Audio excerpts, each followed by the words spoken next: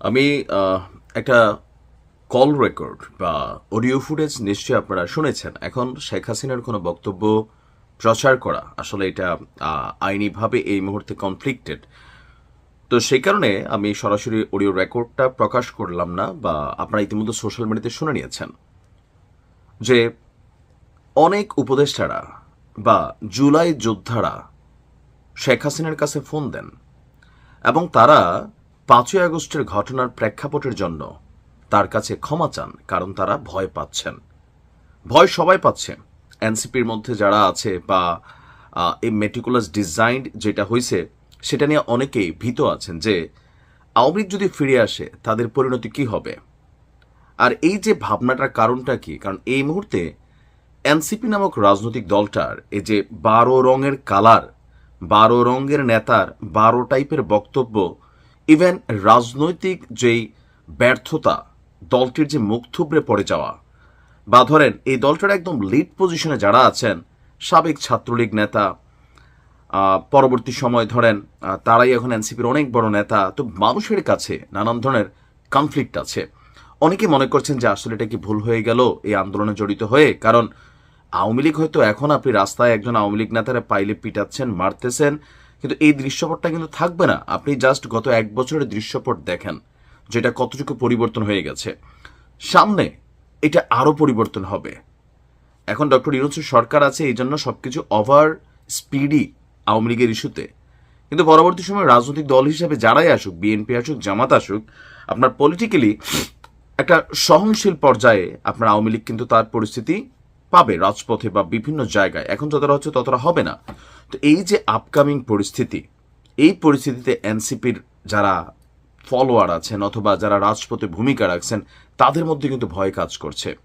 আবার যখন উপদেষ্টা সাবেক নাহিদ ইসলাম তিনি গণমাধ্যমে গত 2 থেকে 3 দিন যাবৎ টানা উপদেষ্টাদের বা সরকারকে কি ব্ল্যাকমেলিং করছেন নাকি চাপ দিচ্ছেন, এটাও বোঝা কষ্টকর। এই যে বেফাস কথাবার্তা, আবার এই নাহিদ ইসলামকে নিয়ে জামাতের একজন সিনিয়র নেতা ডাক্তার তাহির ভাইয়ের একটা বক্তব্য, অরিজিনাল কিনা জানি না, বাট যে নাহিদ ইসলামকে গ্রোমিং করছে জামাত।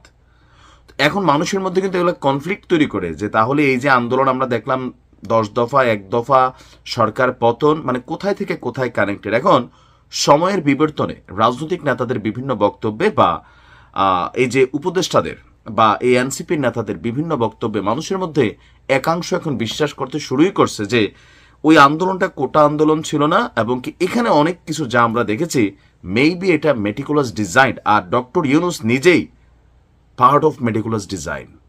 কারণ বিশ্বমঞ্চে তার এই বক্তব্য, মেটিকুলাস শব্দটার যেই বাংলা আবিধানিক অর্থ যে সুপরিকল্পিতভাবে, সুদক্ষভাবে কোনো কাজকে সফলমণ্ডিত করা। এখন শব্দগত ভুল তিনি ব্যবহার করছেন কিনা জানি না। এরপর তিনি মাহফুজকে সামনে আনলেন, এরপর আন্দোলনের মাস্টার মাইন্ড হিসেবে পরিচয় করাই দিলেন। তো সকল কিছু মিলিয়ে সর্বশেষ উপদেষ্টা নাহিদ যখন বললেন, আর সাবেক উপদেষ্টা এনসিপি নেতা যে সেফ এক্সিটের কথা ভাবছেন অনেকেই, অনেকে বিএনপির সাথে তলে তলে সেট আপ করে ফেলতেছেন। তো ভাই এগুলা নিয়ে তো মানুষের মধ্যে টেনশন তৈরি হচ্ছে। আপনি যদি কোনো উপদেষ্টারা যারা লুটপাট করছে, যারা এই আন্দোলনের সাথে ভিট্রে করছে, বিশ্বাসঘাতকতা করছে, আপনি তো এটার প্রমাণ দিতে পারতেছেন না কারা। আপনি বলতেছেন সময় হলে, সময় কি আপনার হবে? আপনাদের মন মতোই সব সময় হবে?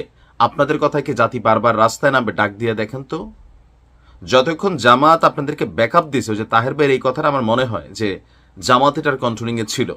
তো যতক্ষণ জামাত আপনাদেরকে ব্যাকআপ দিছে বা জামাতের ব্যাকআপ ছাড়া এনসিপি নামক দলটা একটা মার্কাই তারা ঠিকমতো আনতে পারেন, আপনি বুঝছেন। অনেক হুমকি ধামকি, হামসি তুমসি। আবার এই যে ধরেন এই দলটির মধ্যে একজন নেতা আছে নাসিরুদ্দিন পাটোয়ারি, তাকে তার নিজ এলাকায় অবাঞ্ছিত করা হয়েছে। অন্যান্য দল নিয়ে তার যে বক্তব্য বা এনসিপি নেতাদের অনেকেই যে ভাষা প্রয়োগ করেন, লাইক গুন্ডা পান্ডা, ফ্যাসিস্টের আওয়াজ, কিন্তু এটাই এখন তারা কি নিজেরা বোঝেন না? এটা হচ্ছে সমস্যা। আবার দেখেন গণ অধিকার পরিষদের সাথে যে একত্রীকরণ, সেখান থেকে আইসা মুহূর্তের মধ্যে নুরের দলকে আবার কিক মারা। নুরু গতকালকে বলতে যে এনসিপি থাকবে না, এনসিপি এদেশ থেকে হারাই যাবে। সাংবাদিক ইলিয়াস মনে করছেন এনসিপি বিকাশ পার্টির মতন হবে, বিকাশ পার্টি আবার মনে করতেছে এনসিপির অবস্থা তাদের মতো থাকবে না, কারণ এরা অল্প পানির মাছ বেশি পানিতে পড়ছে। মেইনলি হয়েছে কি, শেখ হাসিনার যে দাবিটা বা অডিওটা ভাইরাল হচ্ছে, এটা অনেকেই বিশ্বাস করছেন। আমার কাছেও একটু একটু বিশ্বাস হচ্ছে যে আসলেই পরিস্থিতি যেভাবে পাল্টাতে শুরু করছে বা পাল্টাবে তো, কারণ এখানে সবাই তো ভাই দেশ ছেড়ে যাইতে পারবে না। হয়তো 2-4-10 উপদেষ্টা যাদের ধরেন ডুয়াল সিটিজেন আছে অথবা অনেক টাকা পয়সা কামাইছে, কিন্তু এই সংখ্যাটা কতজন? এটা নিশ্চয় আমরা ধরলাম সর্বোচ্চ 200-100 পোলাপাইন কোটি কোটি টাকা কামাইছে। বাকি যারা রাজপথে নামছে এখন ওই যে কুত্তারে কেক খাওয়ায় আবেগে আবেগে কিছু আপনি দেখবেন এই ধরনের অ্যাক্টিভিটিস, তো এরা আসলে কোথায় যাবে? তো এদের মধ্যে অনেকেই পরিস্থিতি বুঝতে পারতেছে মেবি, বা ভয় পাচ্ছে। শেখ হাসিনা ভয়ের জিনিসই, আর যেই ভাষায় শেখ হাসিনা তিনি ডিল করেন যে একদম পই পই করে হিসাব নেবেন সব কিছুই, তো স্বাভাবিকভাবে এই ঘটনাতে যারা জড়াই গেছে সেই ভাষাটাতে শেখ হাসিনা বলছিলেন যে আমার কাছে অনেকে ফোন করে ক্ষমা চায়।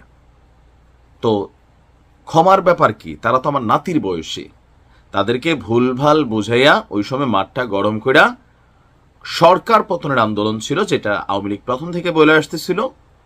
আর পরবর্তী সময় সাধারণ ছাত্রছাত্রী বা অনেকেই এটাতে জড়াই গেছে, আর এরকম কিছু যে ঘটবে ভাবে নাই।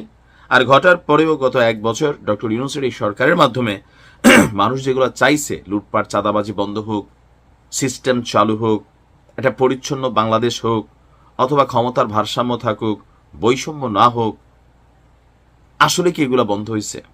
কতটুকু হয়েছে? এটার বিচার কিন্তু বা এটার ক্যালকুলেশন মানুষ করার শুরু করে দিয়েছে।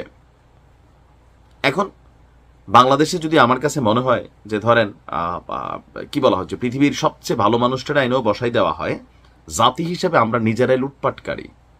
আপনি মনে করতেছেন যে একজন এমপি, একজন উপদেষ্টা, একজন মন্ত্রী তিনি লুটপাট করেন, কিন্তু রাস্তার পাশে একটা ট্রাক যদি অ্যাক্সিডেন্ট করে সেই ট্রাকে থাকা চাল ডাল তেল এই বাঙালি জাতির লুটপাট করতে ভাই, আপনি 1 বস্তা চাইলে লোভ সামলাইতে পারেন না, 1 লিটার তেলের লোভ সামলাইতে পারেন না, রাস্তা থেকে কাঁচায় কাঁচা লয়ে যান গা।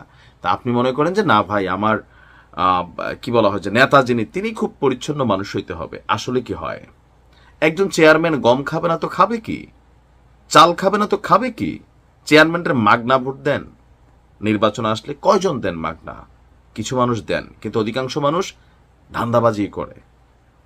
সো এখানে আমার মনে হয় না যে যারা ভাবছিলেন শেখ হাসিনার পরিবর্তে ডক্টর ইউনূস আসলে বাংলাদেশ পরিবর্তন হয়ে গেছে, পরিবর্তন হবে, এখন লোভের ঊর্ধ্বে কেউই না। এই উপদেষ্টারা সবাই অ্যাডভান্টেজ নিছে।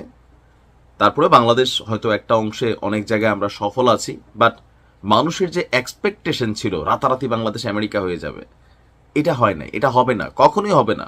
বিএনপি আসলেও হবে না, জামাত আসলেও হবে না, কেউই আসলে হবে না। একটাই কারণ যে আমি, আপনি, আমরা ভাই লোভী, বাটপার। আমরা ধর্মভিত্তিক রাজনীতি করি, ধান্দাবাজি করি, আমাদের মধ্যে কোনো কিছুর অভাব নাই। সুযোগ পেলে 500 টাকার জন্য বন্ধুরা মার্ডার করে ফেলি, তো সেইখানে তারা তো কমই করে মনে হয় নাকি? তবে শেখ হাসিনা এখন যেভাবে ডিল করছেন এই বিষয়টা একটু মজার কিভাবে যে সকল ছাত্রছাত্রীরা ভাবতেছিল যে মাইরা ফেলবে, এটা ফেলবে, বাট তার যে অডিওটা ভাইরাল হয়েছে, এখন এটা আসলে কি এআই জেনারেটেড না অরিজিনাল এটাও মেক শিওর না, বাট ভয়েস ওনারই শোনা গেছে। তো তিনি যেভাবে বলছিলেন যে তাদেরকে ক্ষমা করে দিছি, ক্ষমা করে দিব, হ্যাঁ, কারণ তারা তো কি বলা হচ্ছে ভুল পথে পরিচালিত হয়েছে, তাদেরকে করা হয়েছে বুঝাই টুঝে। সো তিনি তাদের প্রতি কোনো রাগ গুসা নাই, এটাতে জেনজির মধ্যে একটা অংশ তারা আশ্বস্ত হচ্ছে। ইভেন আসলেই কিন্তু কখন আওয়ামী লীগ ফিরে আসলে সবচেয়ে বেশি বিপদে পড়বে এনসিপি, দ্বিতীয় হচ্ছে বিএনপি। বিএনপির সবাই না, আমি বিএনপি কারণে বললাম যে যারা ধরেন বিভিন্ন জায়গায় মিথ্যা মামলা, ভুয়া মামলা এগুলা যারা করতেছে অনেক জায়গায়, বা লুটপাট যেটা এক্সট্রিম লেভেলে, জামাত ওইভাবে মাঝ পর্যায়ে হয়তো আবার ডিস্টারবেন্স হবে, কারণ জামাতের উপর আওয়ামী লীগের সবচেয়ে বেশি রাগ। দল হিসাবে পানিশমেন্ট দেওয়ার জন্য চেষ্টা করবে, যেটা এখন আওয়ামী লীগের বিরুদ্ধে হচ্ছে। তো সবকিছু মিলিয়ে আসলে এই প্রতিহিংসার রাজনীতি থেকে আমি জানি না এই দেশ কখনো বের হয়ে আসতে পারবে কিনা।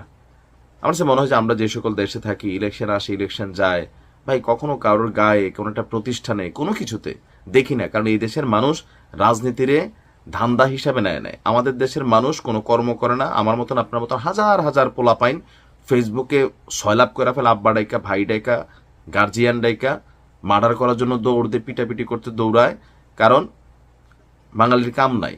এদেশের মানুষরা এগুলো করে না। এই জন্য এদেশে সরকার পরিবর্তনের প্রয়োজনে 6 মাস 1 বছরে কিন্তু বিশৃঙ্খলা, সহিংসতা নাই। এমন একটা বাংলাদেশের প্রত্যাশা করি কিন্তু আসলে। বাকিটা আল্লাহর ইচ্ছা। ভালো থাকুন।